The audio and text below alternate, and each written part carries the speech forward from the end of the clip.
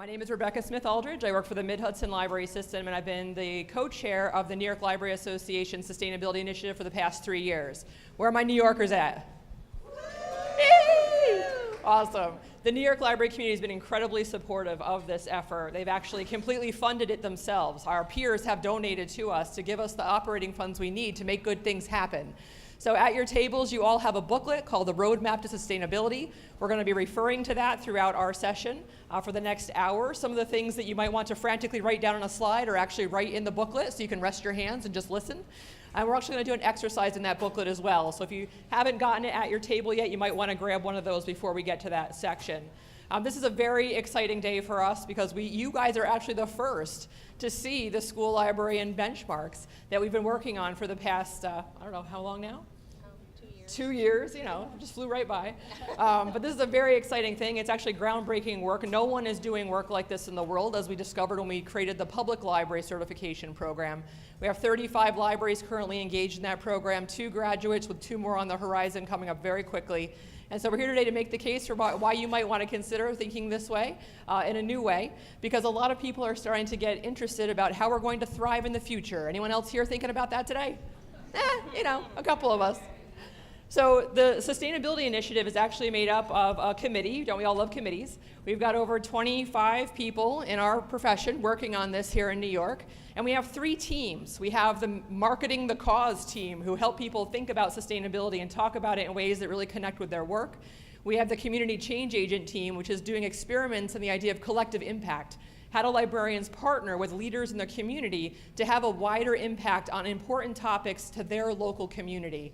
And then we have what we call the benchmarking team, because every time we would talk about sustainability to librarians, they'd say, that sounds fantastic, what do I do next? And we were like, yeah, man, what do you do next? So the whole idea of the certification program and creating benchmarks is to create a guided way, a step-by-step approach to really focus on things that matter, to embed a culture of sustainable thinking in your work and how you think about things and how you make choices in the future.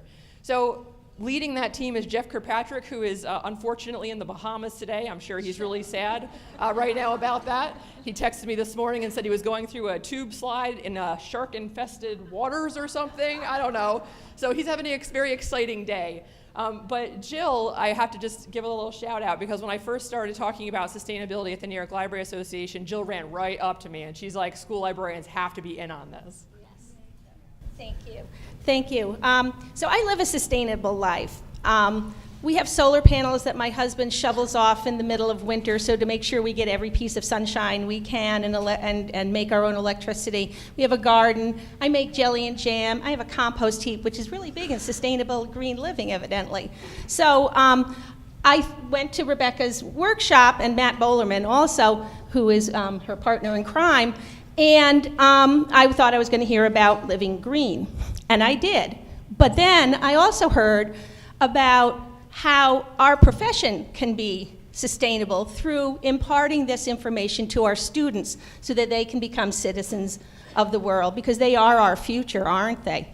So, so I went to Rebekkah, and I got taken out to lunch by Jeff and Richard Naylor, another benchmark person. Panera's, they got me a sandwich and soup. And then I was on the benchmark team.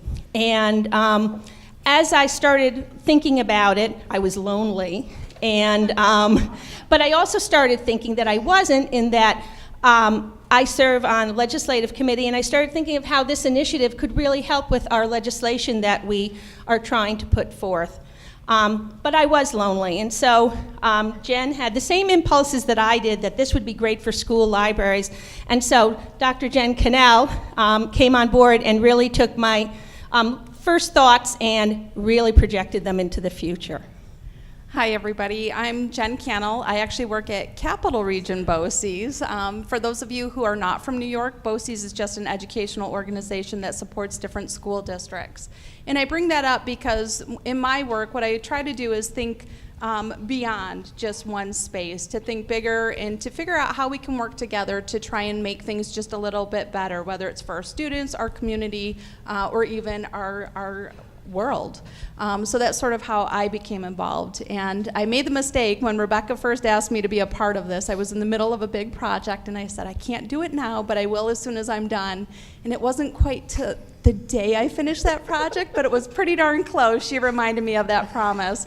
And I have to say, working with Rebekkah and Jill has been fabulous. We also have Annie Gerstoff, who you can see up on the slide. Annie is a school librarian from my region, and I had the good fortune of working with her quite often this summer. And I explained what the benchmarking was, the work that Jill and I were in the process of completing, and right away she wanted in, and it was really by bringing in another person with another viewpoint and another perspective that took this to the place where we needed it. So now we're ready to share it with all of you. So rather than committee members, we call ourselves co-creators, because when we think about the enormous issues facing our communities today, no one person has the answer, no one committee is going to have the answer, but by working together to co-create the future, we feel that's really the way forward in many ways.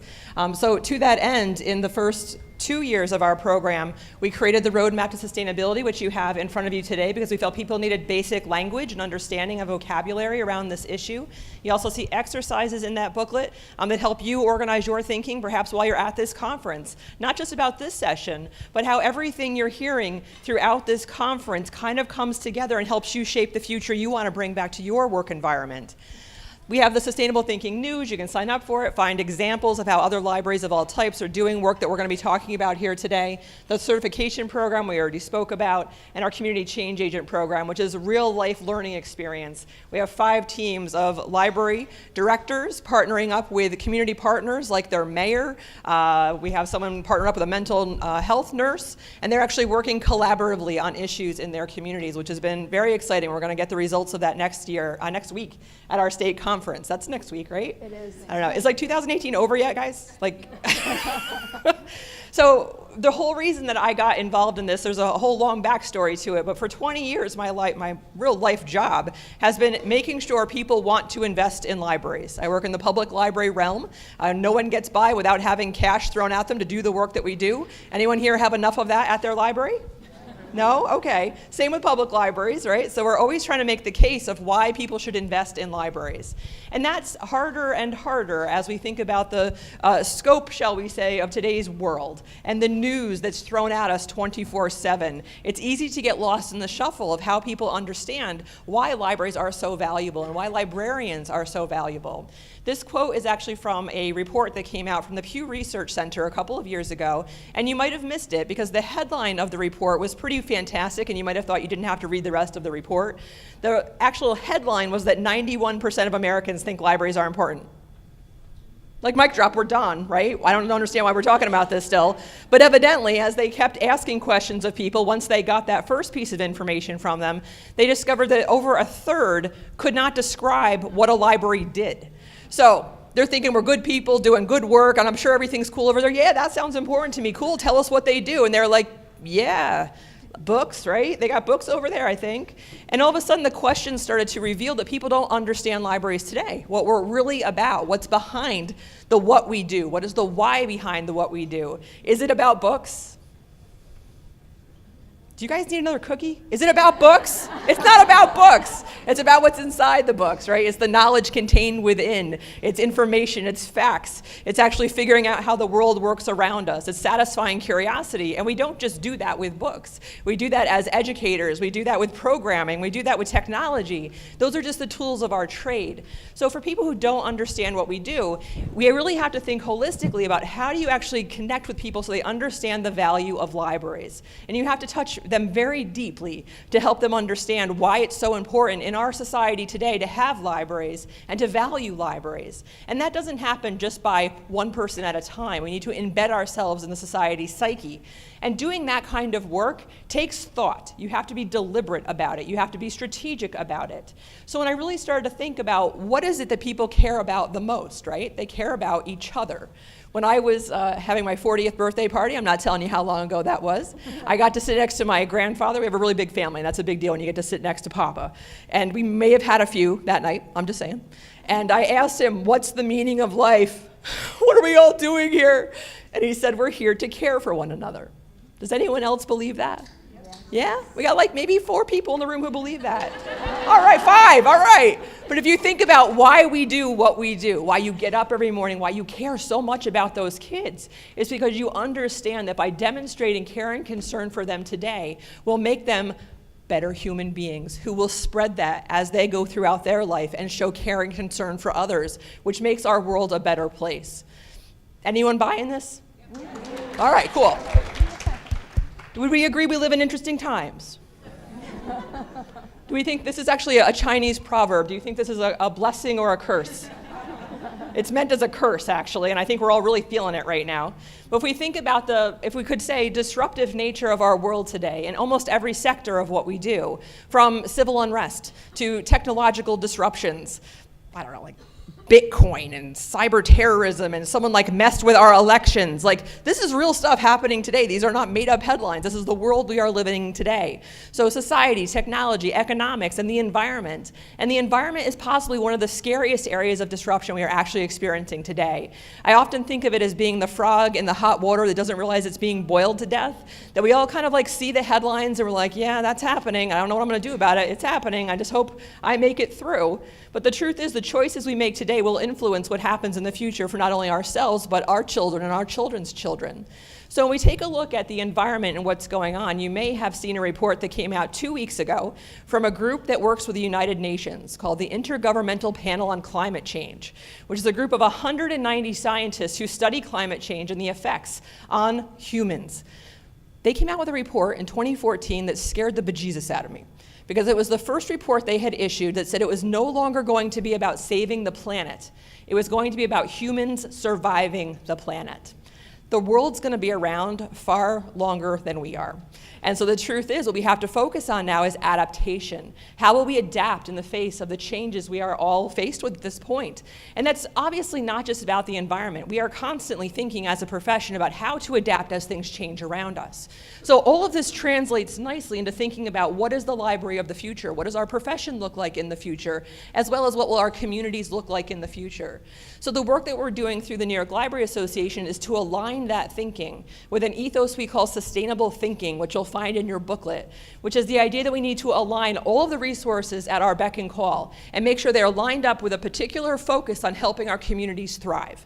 It might be through the child in front of you, it might be through the parent group that is helping do things in your community, but all energy must be towards that goal, or we will not be able to adapt and thrive in the changing environment that's coming.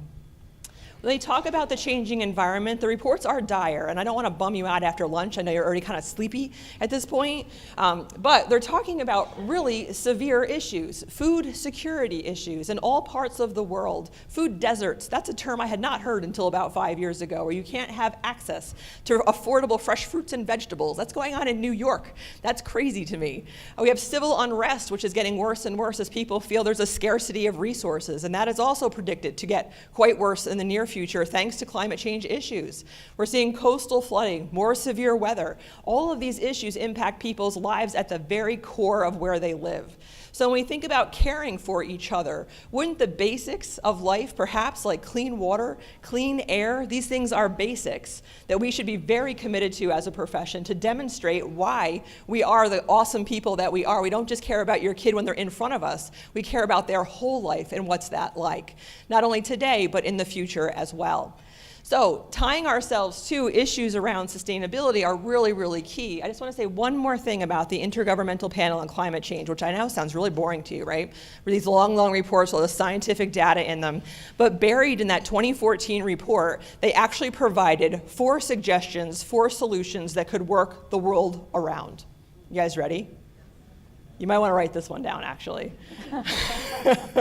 So you might think they're going to start talking about solar panels and geothermal and carbon offsets and that kind of thing, but no. It was a list of 4 things they said every community should focus on. They should focus on local solutions, working together, recognizing and valuing diversity, and helping all people be heard. Who does that sound like? That's us. We are literally saving the world, like in a very real way. Do you talk about what you do as if you are saving the world? No one's making eye contact with me. I'm taking that as a no.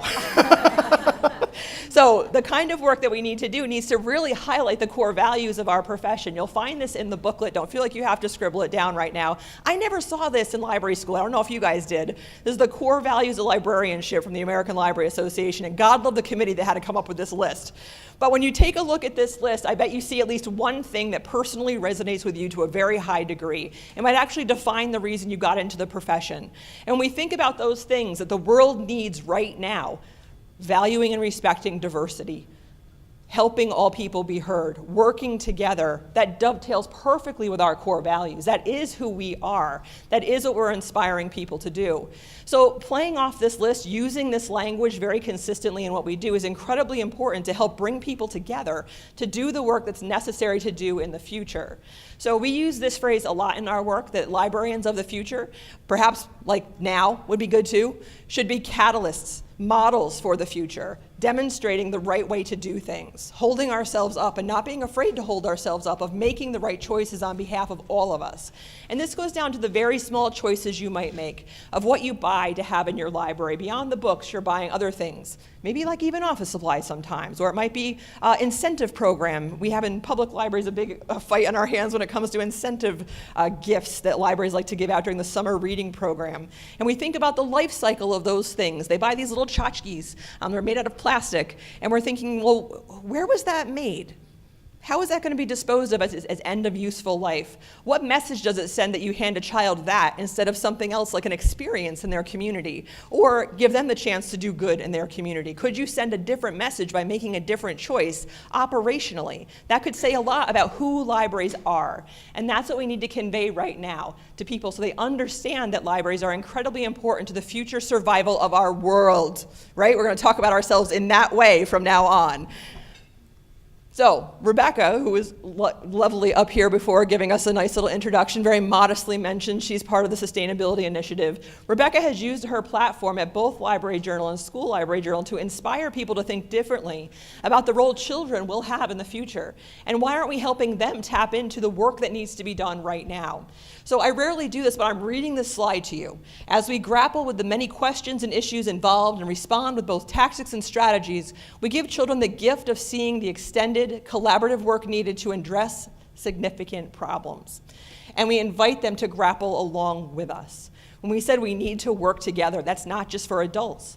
To inspire kids to be part of figuring out how the world works around them, and then seeing how they can influence what might happen next if they make different decisions, if they focus their time and energy on things that will make a difference to a broader group of people, is something that school librarians have been inspiring people to do for years. I couldn't help but think about my elementary school librarian as I was sitting here this morning, watching all of you come in this morning. Her name is Mrs. Julie Kessler, and I'm proud to say she's now a public library trustee, so I still get to work with her. But she was the first educator who was excited to see me in the morning. She was enthusiastic when I asked about a book. And it was the first time I saw someone who had a spark that actually caught my attention, and I wanted to know more about what she knew more about. And when I think about the influence that school librarians have on children who will make monumental decisions, not just policy decisions, but how they craft their families, how they move forward in the world in the future, all of these things are incredibly impactful. And I know you know this, but we have to think bigger on a larger scale to actually do the work that's going to be necessary. That what's in front of us right now is so large. It's an all hands on deck kind of moment. And school librarians can be that catalyst, that convener, the person or the institution that brings the right people together, that has the right conversations to make the world a bigger place and a better place. So this is a group of kids in one of my libraries. You're supposed to laugh at that. I don't know if you knew that. So 2 young women walked through the door of the Pauling Free Library in Dutchess County, New York, and they were 16 years old, and they said, could we use the library's meeting space? And the youth librarian was like, why? And they said, we want to make the world suck less. And this youth librarian said, cool, that's what we do here. Come on in. And they changed the policy, let the girls use the room, and she said, okay, what are you going to do to make the world suck less? We're going to invite our friends in from school, and we're going to have a conversation about it. She said, sounds good. So they come in, 20 kids. This is like the holy grail of youth librarians, to get teenagers that age inside the library. And these 2 young women made it happen. And those kids decided on community service projects they wanted to do in the community. And the director heard about what was going on, and he said, why don't we just give the kids our program budget line? And they can do whatever they want with it. So they've done things like create commercials for pets that need to be adopted in the local animal shelter. They made superhero kits for kids in the domestic violence shelter. They made these blankets you see piled up here on the table for people who are homeless. They are defining what it looks like to create a better community using the library as the platform to do so. This was the title of the library's annual report to the community that year. So when we talk about the word sustainability, we found very early on in our work that people have different definitions of it. They often go directly to thinking about environmental stewardship, which is a very important component of it. The important thing we found, though, is to understand the balance that's necessary to have a sustainable future. So we've adopted what's called the triple bottom line definition of sustainability, which is in your booklet. You'll see this graphic right in your booklet. What we're looking at here is the balance, not only of environmental stewardship, but economic feasibility and social equity. If those three things aren't in balance, something can't be truly sustainable. You could think about that as a product. You could think about that as a library. You could think about that as a community. That lens of the triple bottom line could make you think a little differently about things you purchase. It could make you think a little bit differently about programming going on or collections that you're developing. So when we think about helping communities thrive, this idea of sustainability has to find that balance. And libraries are really good at the social equity piece. In fact, we've built our whole professional Bill of Rights around that concept. But have we been doing as good a job as we could on the environmental standpoint? We're going to challenge you a little later today to think through some of the choices you've made recently to see if you have been going in the right direction. We think maybe you have, but we want to give you some time to think about that a little more. So we use this as not only a framework to explain the work that we're doing, but also to create that lens we're asking people to make decisions through in the future. It can really change how you shop. Actually, personally, when I think about what we buy at the grocery store now, it's much different 5 years ago, because now we're actually thinking through, where did that come from? Who made that? Were they paid a living wage? Is that actually good for us? Is that actually good for the environment? Grocery shopping can take a really long time when you have to ask that many questions, because actually the industry has noticed that people want to make good choices. So you'll see products out there that meet the demand for things that are speaking to the triple bottom line. So it's interesting how the world changes around us sometimes when we're not even paying attention. But we have to be very mindful, I think, and conscientious and deliberate about choosing a more sustainable lifestyle and promoting sustainability in our communities through our schools. When we think about the whole wide world and all of the issues that are facing us, it always makes me think of a quote from Alvin Toffler, who is the author of Future Shock, which you might have read. He passed away this past year, and it's the one quote I have in my office. And the quote is that you have to think about all of the small things. So all the small things add up to the big things. So again, if we think about the big things, which is having a community in which people care for one another, where we have a healthy environment in which to live, in which there is social equity where we are, these things take deliberate action. And all of those small choices add up to the big thing we really want, which is a world in which people care for one another and have healthy lives as they move forward. So in a phrase I will never live down, thanks to the help of Rebekkah Miller and many other people, at last year's state conference, I uttered this phrase that we need to library science the shit out of this to actually get to where we need to go. It's now on a tote bag and a t-shirt. You can buy it on Etsy. And it sparkles. Part of the proceeds go to the Sustainability Initiative, which is the only reason it's on a tote bag and a t-shirt, because that was not my plan at the time. That's what you get for watching The Martian and then not sleeping during conference. But I wanted to turn this over to Jill so she can start talking to you about how they're translating the work of the Sustainability Initiative in the language of school librarians, which I think you'd probably be interested in hearing about. Can you see why I was inspired?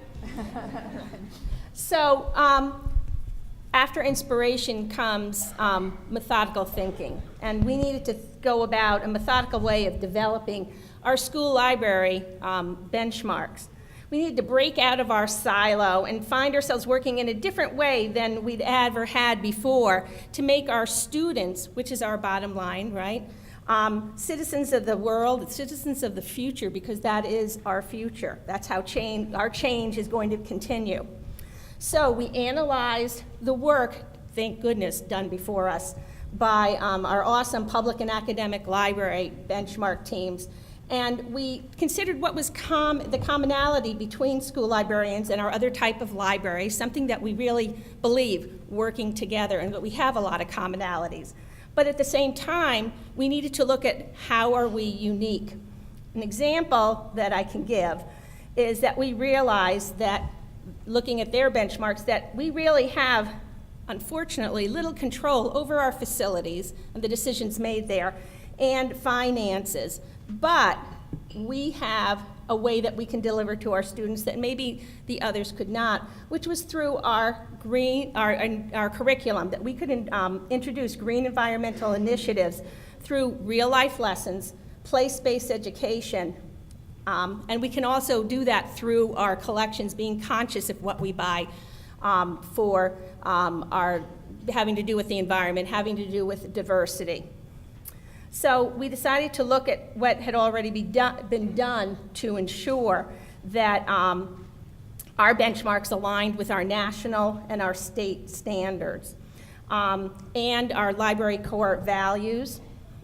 So we looked at commonality between the standards, the Future Ready, the AASL standards, the ALA core values, and school library media program evaluation, or as we call it fondly, the SLMPE rubric.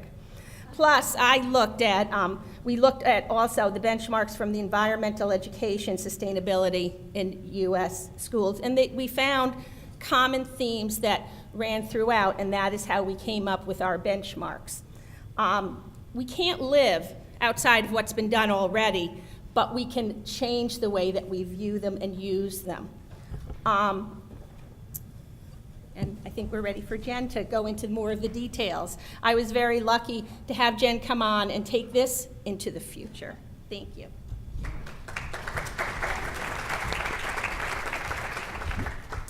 So we really had three driving goals as we were deciding exactly what we wanted for our benchmarks. There were many conversations that happened across the state, and it sort of went back and forth as to whether this should be a quick and easy process. Maybe we have a checklist.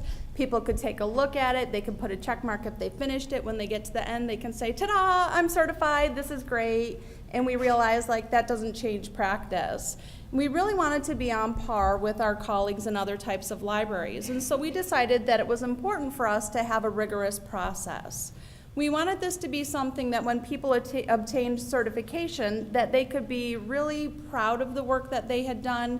They could understand that they've changed as an individual, but they've also changed their institution, whether it's their school library or it's bigger, it's their school, their district, or even beyond the community. So it was important to us that it be rigorous. However, we know that we didn't want to scare anyone away by using that word, so we wanted to ensure that this was going to be attainable. We wanted anyone who was interested in participating in the certification process to know that if they made a commitment to be a part of this, we were going to make a commitment to make sure that they could make it through successfully. So we've created some supports. We have plans to create a whole bunch of professional development, and we want to serve as mentors and helpers along the way so everyone feels as if this is something very doable and something that they can achieve. And then, of course, we wanted this process to be reflective. We know that the best work that we've ever done is something that we do with others. We have a chance to truly think about the process. Where were we before? Where are we now? And what was that like? And then maybe even what do we want to do in the future? But we want it to be something that's really deeply meaningful to those who go through this process. So we had a huge question. Do we certify the library or do we certify the librarian? And you've already heard that we understand that not everyone has complete control over their space. You may want to decide that you want to change the lighting so that it's more sustainable, but you're not the decision maker on that. Of course, you can always influence, but that doesn't mean you're going to get your way. And then if we certify the librarian, is there going to be buy-in from the school community if this is a personal thing for an individual? So we decided that we wanted to certify the school librarian. For the most part, that's the person who's driving the work, who's leading the work, and so is probably going to be the one who's changed internally by the process. So it was important that they're recognized for that work. And this is a little revolutionary because the public and the academic librarians actually decided to certify the libraries. In most parts, they have a building that they are contained in, plus they have staff and they have other people. It's not just one person. So they certified their libraries. So we kind of took a leap into a different way. So the process, in order to be certified, you need to complete 2 things. The first is the SLMP rubric, which you heard Jill talk about, that school library media program evaluation. For our school librarians in New York State, they are more than familiar with that process. They've used the rubric before. It's something they'll feel familiar with. The reason we chose that is because it aligns really well with the sustainability initiative. Librarians are better understanding their fiscal responsibility within their library. They're thinking about their goals. They're working with their administrators, working with teachers. And so that evaluation allows our librarians to really take a look at their program and determine what's going really, really well, and then where are some areas where we have opportunities for growth. So we made that the first part of the process. The second part of the process are the benchmarks that we developed. And the benchmarks are broken up into 5 different sections. And so in order to be certified, our participants will complete 1 required element from each of the 5 sections and then 2 additional elements. So our sections, in case you can't read that tiny little print from where you are, Section A is partnerships and community involvement, and you've just heard a whole bunch of reasons why that's really important. Section B is leading beyond the library, so you can't hide within the 4 walls of your library. We know that that's not where library is. Library is wherever our students are. The library is wherever critical thinking is taking place, where information is being used. And so we want our school librarians to have influence outside of the space to impact that thinking wherever it may be taking place. Social equity and resiliency, again, this goes right along with our core values. It goes right along with our brand new standards, and that's really important as part of this project. Standards and curriculum is something that we're looking at, and that's because that's what drives the work that we do. We know we're doing our job if we're meeting our standards and we have that curriculum to lead us in it. And then, of course, collections. How do we build the collections that make sense so that we can teach students about the things that we think are important when it comes to sustainability, or how do we empower them to find those resources that they need to make the impact that they want? So just to give you a sense, and please don't try and read this, I just wanted you to see what the resource looks like.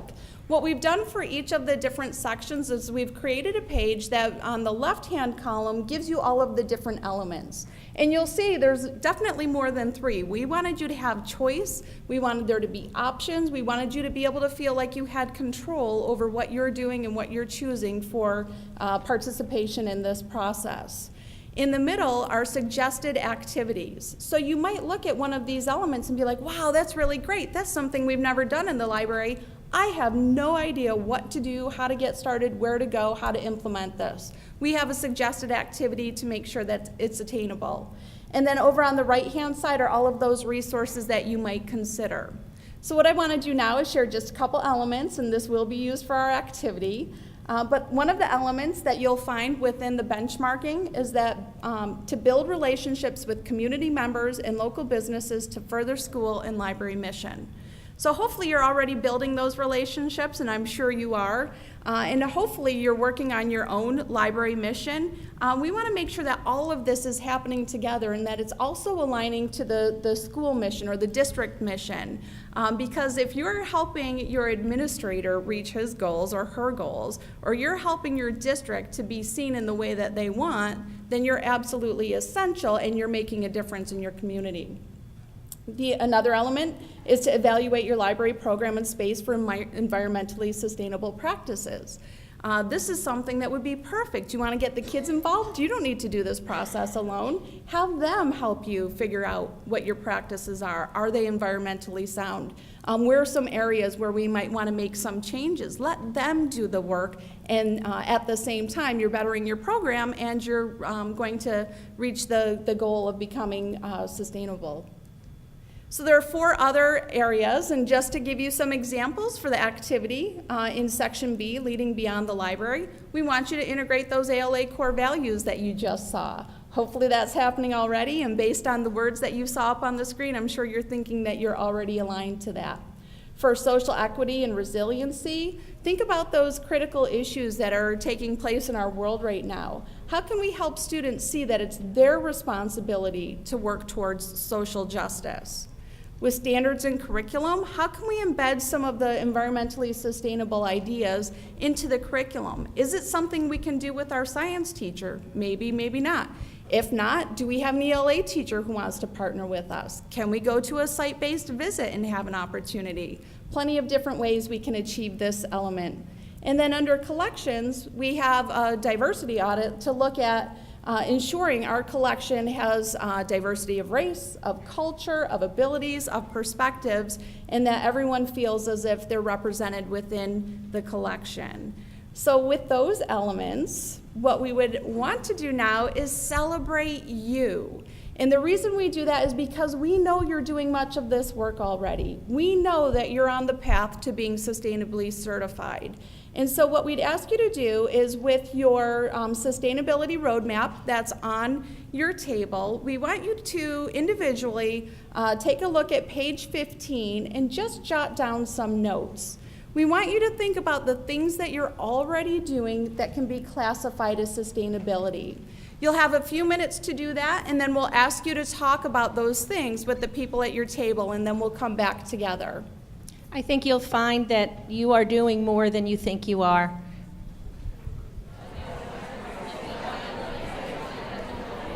All right, so your minute is up, although it probably wasn't a full minute. So Rocco has been gracious enough to volunteer to help a couple of tables offer some feedback.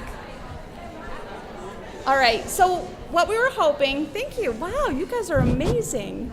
Thank you.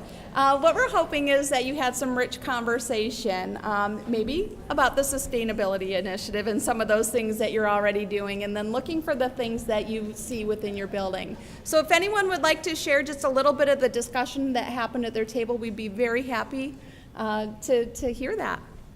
My name is Ellen. I'm an elementary school librarian in Lower Moreland Township School District in Pennsylvania. And some of the things I listed for my current coordinates, last year we started doing some interlibrary loan with our public library through our own inter-office mail driver. So that was kind of a negotiation, but we got that to work for once a week. And that has increased circulation of books we don't have. So I can request them through a card from our school library address. And that's been an amazing boon to our collection and our collection development. And we have reuse of packaging materials in our makerspace. And finally, this is more on the building level than my individual library space, but we have solar panels on our building as well. So these are just some things we've got. Great, thanks for sharing. Thank you. Who else wants to share? Another something? table. We were talking about how in Connecticut you can have a home evaluation to have your, and we're wondering why can't they come do that for our school? Will they come out and then they can help us highlight what areas we could be improving in? Great. The prize is fabulous too. So I was kind of sad when I first sat down and started thinking about it, because I realized a whole lot in our library really doesn't fit anywhere in the middle of that. And then I started thinking about it and realized, well, we have new flooring in the makerspace, we have new lighting in the makerspace, all of that is mindful. And then most of our materials, at least those that get used the most, are really basically out of my recycling bin, so that's helpful. So that's all economically feasible. And then the kids who are drawn to that part of the library are also those who feel less connected in the rest of the school. So I feel that the new parts of the library are where we're really making progress, and that just encourages me to do more changing.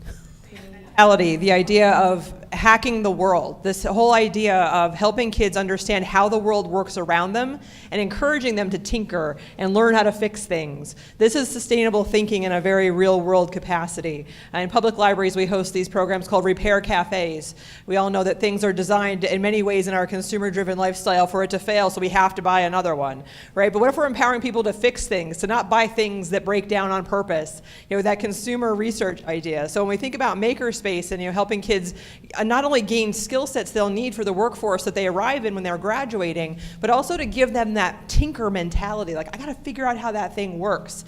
One of the stories I love telling is my youngest brother Nate, who got almost thrown out of our public library when we were teenagers because he brought a screwdriver into the library because he was gonna pop the back off the computer because he had to know how that thing worked. And instead of getting thrown out of the librarian brought in an IBM engineer for the next Tuesday when we came in, and he taught my brother how that computer worked. So we foster that kind of mentality. That's the kind of thinking we need for the future to be adaptable in the face of all this crazy stuff that's happening in our world. So add that to your list too. We have one more right here. Great. Hi, I'm Sherry Dobbs. I'm from Michigan. One of the things that we did in our library last year was I led the plastic bag drive, and we were looking for, or I'm one of the co-sponsors of our school's green team, and so we wanted to do something that would be environmentally friendly, and we collected more than 7,000 plastic bags in 2 weeks. Because we realized that people literally don't know what to do with them. We can't recycle them curbside anymore. And then we worked with a group called Mats That Matter that cuts these bags, and then we wove them into mats for the homeless that they take to homeless shelters and give them as sleeping mats that they can use outside. So it was a double win on that standpoint. Great. Oh, I love that example for so many reasons. You created the opportunity, the kids saw the impact, and you're helping the community. Part of the reason we wanted to do that activity was because 4 people spoke, and there were completely different ideas that came up, and every single one of those fit under the sustainability benchmarks. So you're already doing this work. So how can we just be a little bit more intentional and certify you in that process? So what's next when it comes to this benchmarking? Like you heard, you're the very first group of school librarians to be hearing any of this, to be seeing it. So we did just complete a round of feedback from the Sustainability Initiative Committee, and that was wonderful to get the feedback. We made a few little tweaks based on their recommendations and suggestions, and we now have a field test happening with a group of school librarians in Albany. After the field test, and the field test is still open if any of you want to participate. After the field test, what we'll be doing is reflecting and revising on all of the feedback that we received, and then we'll start a full-blown pilot where we'll have school librarians participating in the entire process to see how it goes.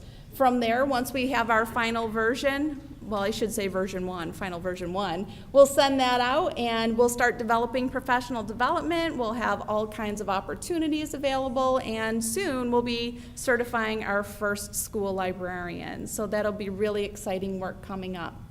If you want to get involved, you have plenty of opportunities. You can visit NYLA's website, www.nyla.org/sustainability. And if you go there, you'll see information from today. You'll learn how to become a part of our little field test if that's of interest to you. And you'll have an opportunity to read up more on the entire sustainability initiative, not just this little piece of what we've discussed today. And we're super excited because this allows you to be our partners or our co-creators in making good trouble. And we think this is totally essential because this dad is counting on you for his girls. These kids are hopeful for a really exciting future, and they need a place where they can not just survive, but they can thrive.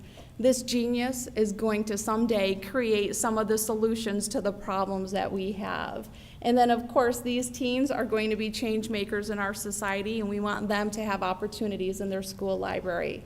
And it's really on all of you to lead out loud. So we thank you for this opportunity for sharing this. If you want to continue with the work, I'd recommend you take a look at page 30 in your roadmap, and you can get started right away. And of course, feel free to contact any of us at any time, and we're happy to provide more information, to hear your feedback, and to engage in some interesting dialogue as it revolves around sustainability and school librarians.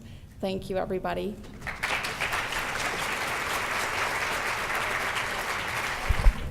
Questions? This side of the room, we need to, yes, thank you. Can you only be certified in the state of New York right now?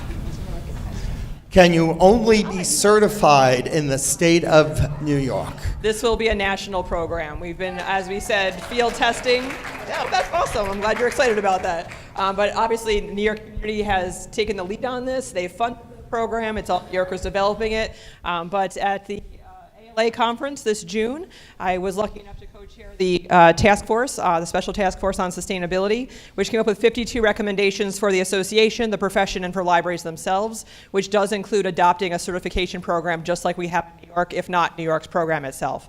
So I can't give you a timeline on that, but that's the plan.